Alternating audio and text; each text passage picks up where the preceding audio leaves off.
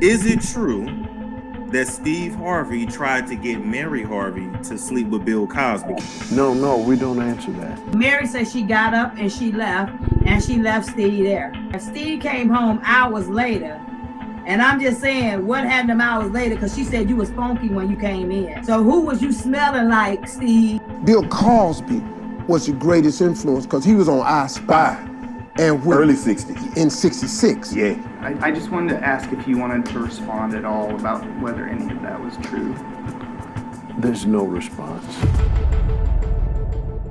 At this time, when everyone in Hollywood is deliberately coming out fearlessly and confronting their gay relationships without any hesitation, there is someone who is still shilly-shallying, in fact, panicking due to their fear of his secret gay relationship being revealed in public. That guy is none other than everyone's favorite TV show host, Steve Harvey. Yes, you heard it right. Steve Harvey's gay affair with Bill Cosby has been revealed, and it's really broken millions of hearts. Well, do you want to know among all the men why it's Bill Cosby? Then stick to your screens, because today we have a lot of shocking revelations. However, in the recent years, the love Harvey once had from the community has noticeably changed. Well, it's true to a great deal. Many incidents happened that remarkably changed Steve's reputation and the public's dynamics towards Steve. Essie Berry is a civil rights activist who is revealing each dark secret of Steve. In her recent interview, Berry revealed the news that Steve Harvey had a suspicious relationship with Bill Cosby and left everybody in awe. Steve had a dinner date with Bill Cosby and his wife. So everybody chilling, sitting down in the living room, chilling, Bill doing his thing. You might be aware of Bill Cosby's past, but let's get deeper now because this guy has literally the darkest history. It seemed like his career was ruined when he was tangled in a rope of some serious and never-ending allegations. You will be shocked to hear that more than 60 women accused Bill Cosby of raping them. And what's even more shocking is that there were teen girls also. 3 Cosby accusers, the ones united by Gloria Allred, and one of these women was just 17 years old when she claimed she was sexually assaulted. In 1975, Bill Cosby sexually raped a girl who was then 16 years old in his Playboy mansion. Cosby engaged in harmful sexual contact with Huth on purpose. She was under the age of 18, and his actions were motivated by an abnormal or unnatural interest in a minor. Huth, who would not answer reporter questions, filed suit against Cosby, alleging sexual abuse when she was 15 at the Playboy mansion. After this news was spread all over the media, Judy Huth was interviewed, and she publicly explained how the public's favorites sexually assaulted her. She said, "Mr. Cosby was sitting on the bed. He wanted me to sit next to him. I was scared. He tried to lean me back. He put his hands down my pants where my high-waisted pants were, below my belly button. I was freaking out. I told him I was on my period." Judy went on to say that on that day, the girls ran into Bill Cosby and that he gave her alcohol while they were playing pool, and then he took them to the Playboy mansion. This means she was the only victim, but there were other girls too, and there is a high chance that those girls might also be raped by Bill. When the lawyers asked Judy about the assault, she totally denied giving consent to this act. If she gave Bill permission, why would she be in the court? She explained, "Definitely forcefully. It was not what I wanted. I had my eyes closed. I was freaking out." And after this heinous act, Bill walked out of the room as if nothing happened. This is how he had been cruel to women. When Judy was asked what he did after assaulting, she replied, "He just walked out of the room like nothing." It is possible Bill went out of the room in a rush to target the other girls who were with Judy. Later on, Bill was found guilty, but Bill was so shameful that he called his verdict an astonishing victory. His publicist, Andrew Wyatt, was there, and despite the verdict, he too is claiming victory. It seems weird to call a judgment that establishes that Bill Cosby sexually molested a youngster a victory of any kind. And to remind you, this was just one allegation against her. More than 60 women came out and accused Bill of sexually assaulting them. Another accuser, Andrea, who shared her horrible experience with ill-minded Bill Cosby. Andrea first met the TV star when she was working for the basketball team at the Temple University in Philadelphia, where Cosby was a well-known alumnus and trustee. She explained their friendship and the night in January 2004 when she took some pills Bill provided her, thinking they were herbal supplements, writing, "My inability to control my own body was utterly terrifying. At 6 feet, I'm the opposite of petite. I'd never before, even as a child, felt physically intimidated by anyone or anything. I was an athlete, but now I had no control over my limbs. At the first trial regarding the assault accusation against Cosby, Andrea testified. Cosby was found guilty of drugging and sexually assaulting her by a jury. A high-profile prosecution in the Me Too era, in which women have tried to hold prominent sexual abusers accountable, led to his 10-year prison sentence.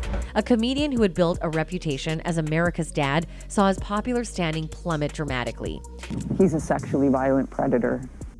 Now, you must have known how and what his behavior was with women. These are just two innocent ladies. Can you imagine all 60 women went through the same or worse experience with Bill? And the public also came forward to express themselves, writing, "If I were them, I would have been afraid to tell too." I mean, the man is famous for goodness sake. He has so much power and society basically hates people who speak out about famous people. They shouldn't have waited so long to say something though. Another one showed support for them, writing, "They probably waited so long because they knew nobody would believe them. That's why rape victims are always cautious of speaking about their experiences. Nobody ever believes it. Our society is one that always wants to blame the victim before the accused, which, as well as my first statement, perpetuates rape culture. Keep an open mind when listening to their or any rape victim experiences. Think about it if you were in that situation." Therefore, the powerful public was with the victims, but there was another powerful person who supported Bill Cosby for his heinous acts. It was his longtime no-see friend, Steve Harvey. Steve did not support him in secret, but he supported him in public, in interviews and everywhere. He did not have the fear of supporting a free beast, and even not had of the fear of being defamed, because usually, if anyone supports people like Bill, they lose their power and fame. But it was Steve Harvey who was the public's utmost favorite. And this caused speculations about their relationship. So I'm looking at this dude, he talking to white folks and telling them what to do. Right. Steve's unnecessarily supporting and standing out for a disgraced comedian is something that's bothering everybody. Also, this thing also supports Essie Berry, who initially revealed their gay relationship. Let's just say it was funky. We'll leave it at that. It was feet and booty for duty. That's what it was. All that together. So apparently, it is Mary Shackelford, ex-wife of Steve, who revealed their dirty relationship. According to Essie, who is an activist, Mary came to her for some help regarding Steve and her nasty divorce. Mary ended up telling too much truth that Essie was shocked at how a beast like Steve is wandering freely.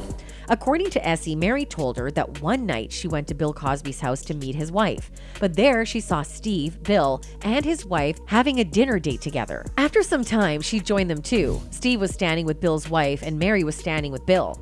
Mary told her that Steve made Bill's wife drink and he was chilling with her and having a good time. Mary said he made her drink, and then y'all know that little jelly pulling.